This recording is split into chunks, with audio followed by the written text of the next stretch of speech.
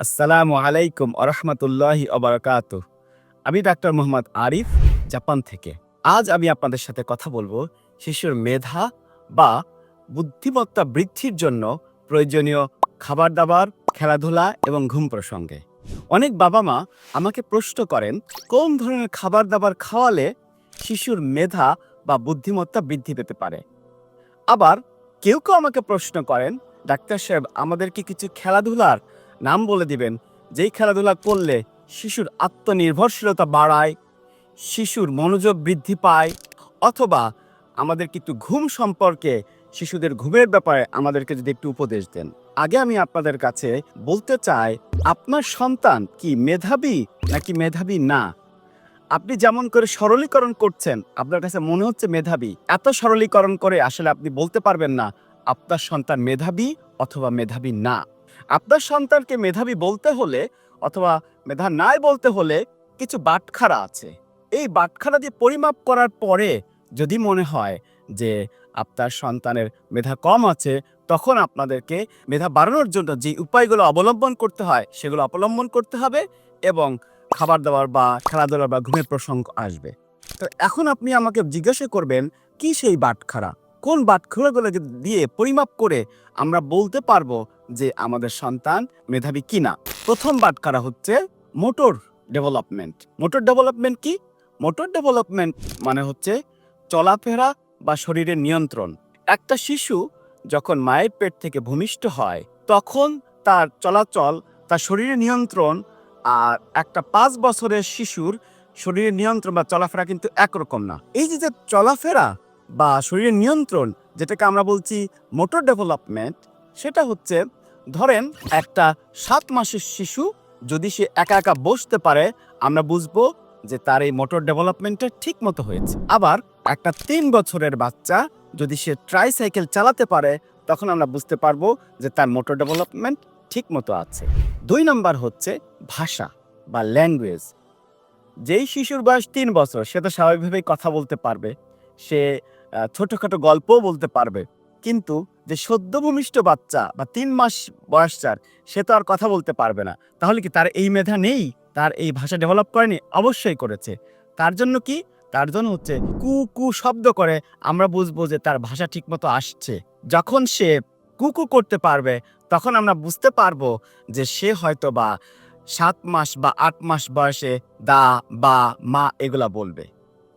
সেই শিশু হয়তোবা 12 থেকে 18 মাসে 2 শব্দ দিয়ে কথা বলতে পারবে। এটাই হচ্ছে আপনার ভাষার বা কমিউনিকেশনের ডেভেলপমেন্ট।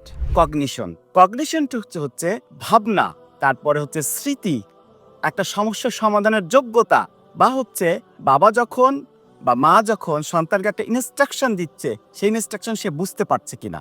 এই যে সে একটা সমস্যার সমাধান করতে পারছে, অথবা সে একটা কথা শিখে মনে রাখছে, অথবা সে তার সমস্যাটা বলতে পারছে, এই যে কগনিশন, এটা আসলে খুব ছোট বাচ্চাদের জন্য বোঝা একটু কঠিন। তারপরেও 3 থেকে 5 বছরের বাচ্চাদের ক্ষেত্রে এই কগনিশনটা নির্ণয় করাটা আরেকটু সহজ। এরপরে 4 নম্বর বাটখারা হচ্ছে সোশ্যাল এবং emotional development. Social emotional development অনেক ছোটবেলা থেকে আপনি বুঝতে পারবেন। যেমন ছোট শিশু যখন মাকে সে দেখে, তখন সে নিরাপত্তা বোধ করে।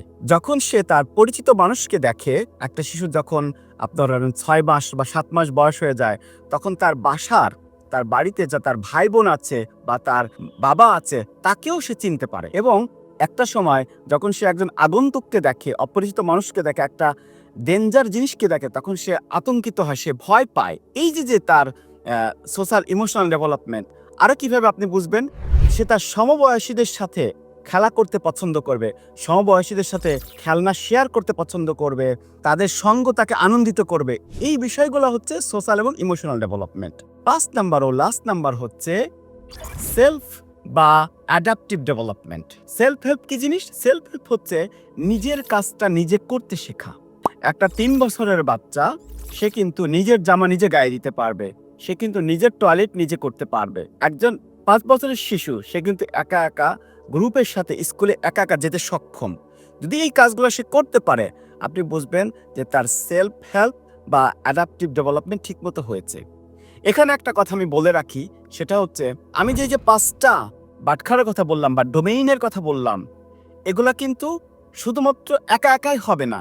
আপনাকে এর জন্য স্টিমুলেশন দিতে হবে, তাকে শেখাতে হবে, এনভায়রনমেন্ট ক্রিয়েট করতে হবে। তারপরে যদি সে না শিখে তাহলে বুঝতে হবে যে সন্তানের মেধার কোনো সমস্যা হচ্ছে। যেমন যেই শিশুটি 6 বছর বয়সে সাইকেল চালানোর কথা, যদি সেই শিশুটি 3 বছর বয়সে ট্রাইসাইকেল না চালায়, সে কিন্তু 6 বছর বয়সে বাইসাইকেল চালাবে না। অথবা সে যদি কখনো বাইসাইকেল কি জিনিস সেটাই না জানে, আপনি তাকে বাইসাইকেলে একবারে চড়িয়ে দিতে পারবেন না। এর মানে হচ্ছে শুধুমাত্র বয়স বাড়ার সাথে সাথেই যে সন্তানের এই মেধা চলে আসবে তা না, আপনাকে এক্সটার্নাল স্টিমুলেশন দিতে হবে এবং তাকে শেখাতে হবে। এখন আমরা আসি কি কি ধরনের খাবার দাবার সন্তানের মেধা গঠনে সহযোগিতা করে। প্রথমে হচ্ছে প্রোটিন সমৃদ্ধ খাবার।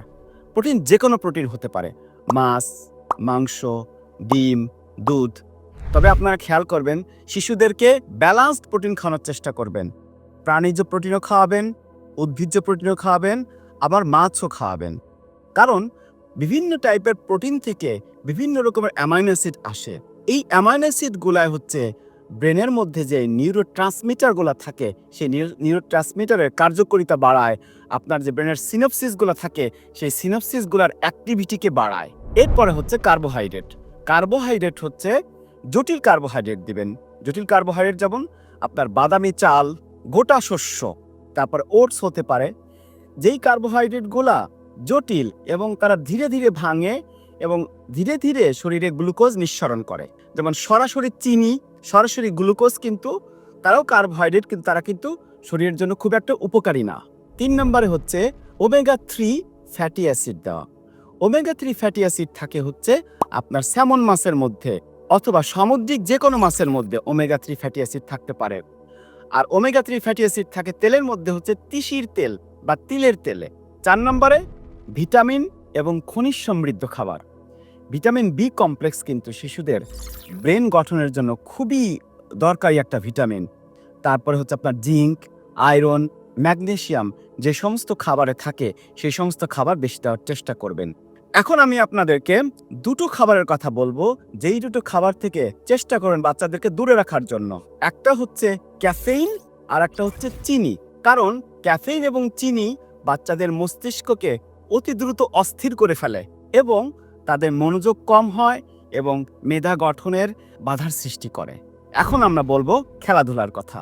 যে কোনো খেলাধুলায় আসলে ভালো, শারীরিক ব্যায়াম আসলে ভালো। 4টি খেলাধুলা বিশেষভাবে গুরুত্বপূর্ণ শিশুদের মেধা গঠনে। 1 নম্বরে হচ্ছে সাঁতার। সাঁতার একটি অসাধারণ শারীরিক ব্যায়াম যা মনোযোগ বাড়াতে সাহায্য করে।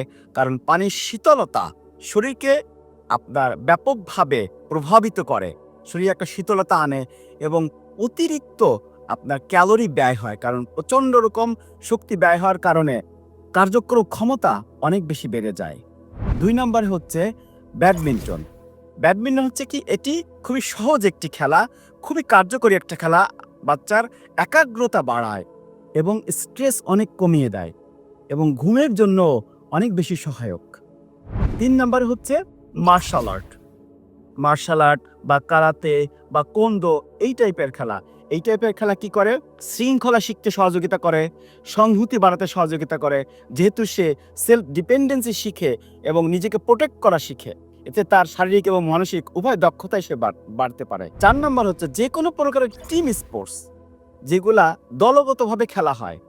এতে নেতৃত্ব তৈরি হতে সহযোগিতা করে, ব্রেনের বিকাশ হয় এবং সে সামাজিকভাবেও তার সোশ্যাল স্কিল অনেক দ্রুত ডেভেলপ করে, তার কর্মদক্ষতা বেড়ে যায়।